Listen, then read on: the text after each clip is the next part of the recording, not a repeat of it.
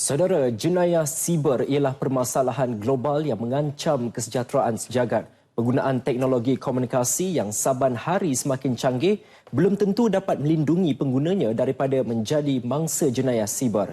Sekiranya alpa, pengguna akan mudah terpedaya. Ancamannya bukan hanya kepada pengguna komputer, malah setiap individu yang mempunyai telefon mudah alih berisiko sebagai sasaran. Setelah memaparkan kisah mangsa semalam, malam ini wartawan Nur Liana Tarmizi memperincikan faktor utama seseorang diperangkap dalam kancah jenayah siber.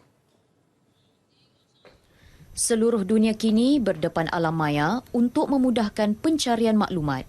Namun, kemudahan internet telah disalahguna dan menjadi saluran melakukan penipuan serta perkara-perkara negatif yang boleh memudaratkan.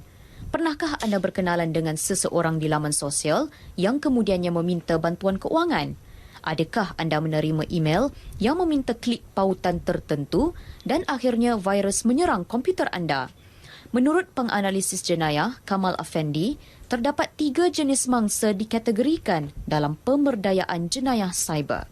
Pertama, mangsa keadaan, iaitu orang yang tahu tentang bahaya jenayah tetapi masih mempercayainya. Kedua, mangsa yang dipilih, iaitu individu yang menepati kehendak penjenayah. Ketiga, mangsa rambang, iaitu individu yang memang tidak tahu dia tidak bersalah namun beranggapan penipuan itu benar. Takutan kita kepada pihak berkuasa selalunya menyebabkan kejadian ini berlaku. Mantelah apabila speed, pace, rhythm dan momentum yang mereka gunakan itu begitu licik. Maksudnya apabila kita cakap betul ke daripada polis, saya polis, takkan awak tak percaya dengan nada, dengan tone begitu, authority figure yang ditunjukkan menerusi perbualan itu. Ia mengambil masa yang lama. Maksud kejadian ni bukan 1 minit, 5 minit, tidak. Hampir 45 minit di talian, bercakap menerusi talian. Mereka meyakinkan dengan nahu-nahu penggunaan tertentu, misalnya jargon yang digunakan oleh pihak berkuasa. Berdasarkan statistik Jabatan Siasatan Jenayah Komersial JSJK Polis Diraja Malaysia PDRM, kes jenayah cyber meningkat saban tahun. Trend tersebut turut mendapat perhatian Menteri Komunikasi dan Multimedia Gobind Singh Deo yang menyuarakan kebimbangan beliau. 4 penipuan yang paling banyak kini ialah penipuan telekomunikasi termasuk Macau scam, pinjaman tidak wujud, 419 scam dan penipuan yang berkaitan dengan pembelian dalam talian. Kementerian Komunikasi dan Multimedia melalui Suruhanjaya Komunikasi dan Multimedia SKMM mengadakan beberapa perbincangan dengan JSJK bagi mencari kaedah memerangi jenayah tersebut. Salah satu daripadanya membentuk jawatan kuasa kerja membabitkan wakil SKMM, institusi keuangan dan syarikat telekomunikasi.